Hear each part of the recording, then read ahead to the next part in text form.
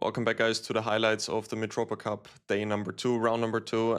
It was a good day for Austria in the women's section and in the open section. We were able to win some nice matches, and I'm going to walk you through some of the results first, and then I will show you three moments of the match in the open section of the match of Austria, because that was the one which I like the most, and there were some nice bits of the games which I want to show you.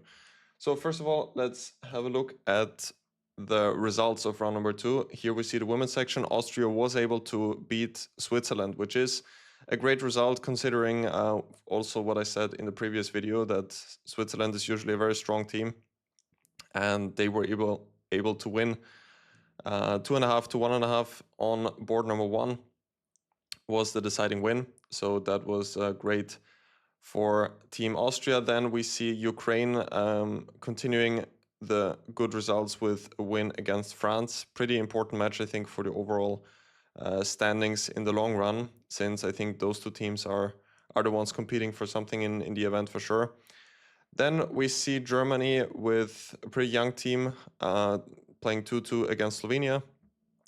Czech Republic winning 2.5 to 1.5 against Croatia, and Italy also beating Slovakia with 2.5 to 1.5. So now let's look at the open section, where, as I've announced, Austria was able to win a really nice match also against Switzerland with 3.5 to 1/2. Really good result considering that most of the players are really close to each other when it comes to rating. So that was a really good match, and some pretty nice games from there, which I'm about to show you as well. A crushing match from France, who beat Hungary, a pretty solid team with 4-0. So they are continuing their good form. Definitely one of the favorites in the event to watch out for. Then we see Germany against Slovenia with 2-2. Czech Republic against Croatia also 2-2. And Italy, who was able to beat Slovakia 2.5 to 1.5. There were also a few interesting moments in that match, but I want to focus on the match of Austria now. So let's have a look at some of the games. The first one, we're just going to start with board number 1. Lukas Dotzer with the black pieces against international master Fabian Benziger, who is, I think, my age. I've played him a couple of times in the past. Very solid player, really good repertoire in general. But here he committed a big blunder. You can try to figure out how should white play here. I can ask you a question, should white take on c7 here or not? If you want to figure it out by yourself, then please go ahead and stop the video. So Lukas was under a bit of pressure throughout most of the game. There was actually a move repetition about to be made, but Benziger did decide to play on. In the end, for sure, he was about to regret that. The opening, some of you, if you are more experienced with the Queen's Gambit declined, might already be able to guess that this position appeared through this very modern variation with d takes e4, e4, b5, e5, knight d5, and some position like this then can usually rise here, where there's a lot of unbalance because black has a double pawns, and white of course has the much better structure, but black does get a lot of squares for that, a lot of activity, especially once the bishop comes to the long diagonal. But it is a very double-edged variation, and suited very well for Lukas, who is a very uncompromising player.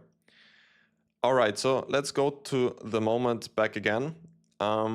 White is a pawn up in this position. So the pawn on c4, as it sometimes happens in this variation, did get lost. And black is struggling here, definitely. But it's not so easy for white. And in the game concluded quite quickly because Benziger did decide to take on c7, which is a pretty big blunder, but the refutation of it is not so easy to see, and I'm pretty sure that Benziger didn't see it, otherwise he would have gone for something else. According to the engine, white should take on a8, and after queen takes a8, there is even the very concrete option to take on h6, which is not obvious though, because black can take both on h6, or they could also take on e4. If black takes on h6, then the whole idea is to go knight f1 here, giving up another piece, and then after queen takes h6, bishop h7, just a very cool move, bishop f3. And after that, bishop e4 will come. Still, black is not without a defense here, because there are some f5 ideas, and then after e takes f6, rook f7 later on could come. But this should be the critical variation here. As I've said, also black can take on e4 here, and the refutation here is not obvious at all. What the engine is giving is this, king g7 and now rook g3 check. And even a position where now black can give the queen up, it's not like it appears, at least over the board, that black is completely lost here. White does have a couple of pawns, but still, 2 pieces and the rook for the queen is not so obvious to evaluate, I would say. Still, like from a human perspective, you could go to this, take on a8 and then go for a solid move like queen b1, for example. But black will have sufficient compensation here. Can go for some rook c8, try to protect the pawn on c7, maybe consider also taking immediately and then going knight d5. So here black is not really worse anymore. But in the game, white took on c7, and Lucas found the refutation, I think, instantly. He took on c7 with a queen. Queen takes c7, rook takes a1 check. And now knight f1. And here is the whole point of it, because if black now doesn't have a great move, he's just losing material, because b6 is hanging, e7 is hanging, and if bishop d8 comes with the idea to protect both, then white has queen c5 or queen d6, I guess. Both is winning because there's another double attack here. But there is the really nice move, knight c6, which was played by Lucas. And now the point is e7 is protected, but if you take b6, which did not happen in the game, now there is rook b8, queen c7, the only square for the queen, and now rook a7. And now the queen is trapped. White has to give away the queen, but now black should be able to win this endgame. Still not an easy conversion, but at least it gives black great winning chances. Benziger went for the move bishop b5, and now a very cute finale of the game was the move knight a8. And here white actually resigned, because after queen d7, I guess there can come rook d8.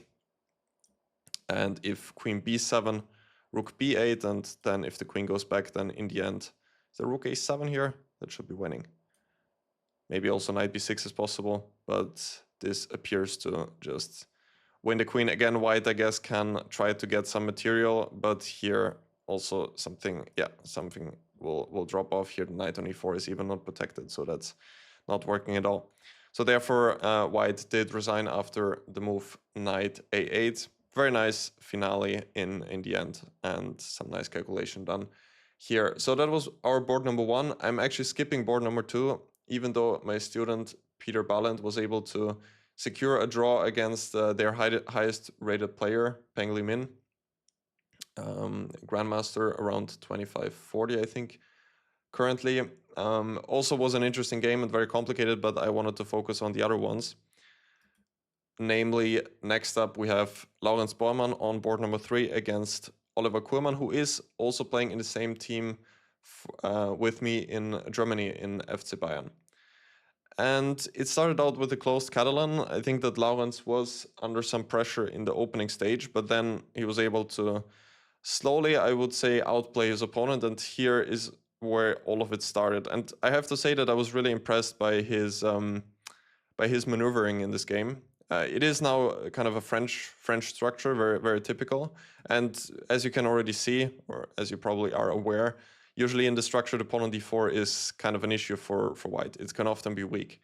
And Laurens now started a pretty nice operation to put even more pressure on the pawn on d4. And he started with the move bishop d8, which is already kind of a common motive. Bishop can come to b6. Still, that was nice.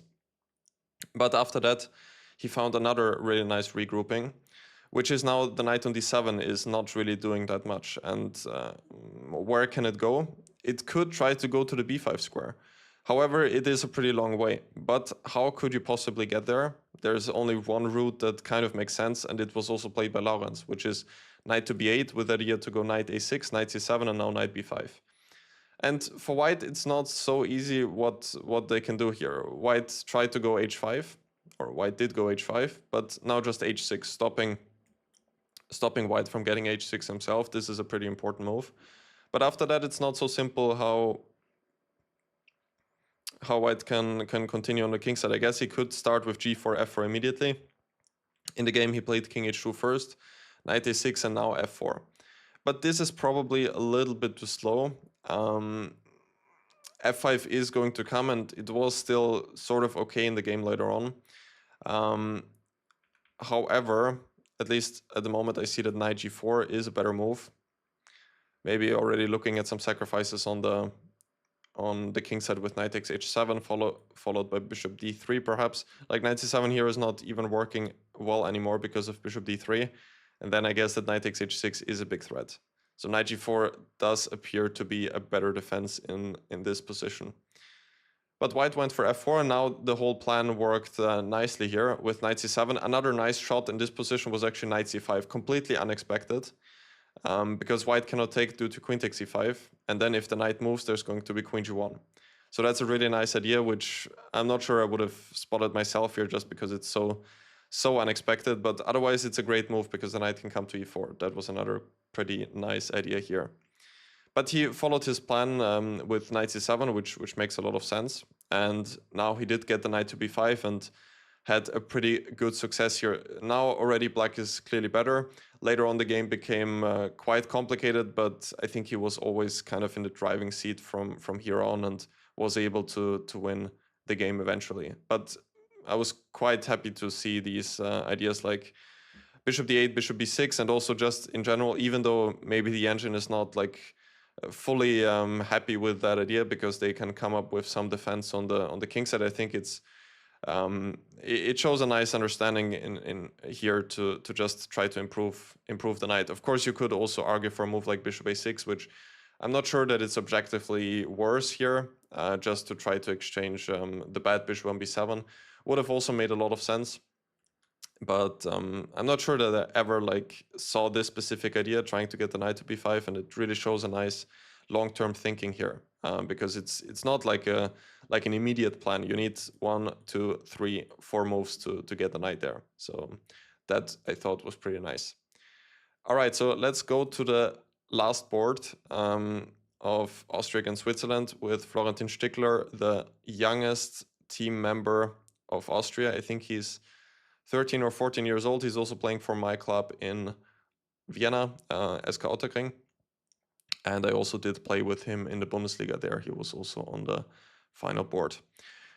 Here, white is already completely winning, but I still wanted to show the technique which was shown by Florentin because I thought it was worthy to mention. White is up how many pawns? 2 pawns here, and black has kind of a bad bishop because all of the pawns are on dark squares and he cannot attack any of white's pawns. Still, I really liked how white was able to convert here. First of all, he centralized the king. But now you still need to figure out how to continue, because I think if you push the pawn immediately, it might be enough. Like then b4 takes and a5. But like, for example, here c6. I'm not sure the pawn on c6 can be lost, and it might not be so simple. Maybe something like this is concretely winning as well. But I wouldn't be so sure. Like king d7, the king could come back at some point. b3 is going to come. Also, don't forget about this pawn, which could also cause some trouble. So Florentin played it really calmly and nicely. He just put the knight to h3 first, which not only blocks the pawn on h4, but also always keeps an eye on the pawn on g5. Black played bishop f6, and now it was time to play c5, bishop b7, and now just king d4. And the bishop can now also never really move because then g5 will drop, and otherwise the c pawn is just very strong. Also a5 is going to become weak. Now king c4 came, king b5, king d5, c6, and now finally also he was able to push the e-pawn. Let's just quickly go through how the game finished. E-pawn started running, and now the king went to f7, and now king e8 even. Eliminating the bishop from this long diagonal and also stopping black's king, I guess, to come to d6. Here e6, king d6. Okay, still has to be winning some knight f2, knight e4, but yeah, that was also pretty good, I assume, just taking the pawn on g5. And I don't think that the win was ever in doubt, even though I'm not so sure that he had to give up this pawn. I'm thinking, why not e7 here? Maybe he was worried about king e6, king f8, bishop c5, but I mean, now I could take on g5. So I'm a bit curious why he didn't go for e7 here. yeah. But I still think that also what happened in the game, even though he gave up the pawn, it was always winning, because what happens after king b4 here? I guess king c6. King c6, king b3, king b5. That should be the way to win. And now even a5 is also dropping, or the g pawn is going to promote. Yeah, those were my highlights from day number 2 of the Mitropa Cup. I'm really happy for the Austrian teams who were both able to win. The next round starts today, and I'll be back with the highlights either today in the evening, but most likely tomorrow in the morning for round number 3. Hope you guys enjoyed this recap, and I will see you guys tomorrow.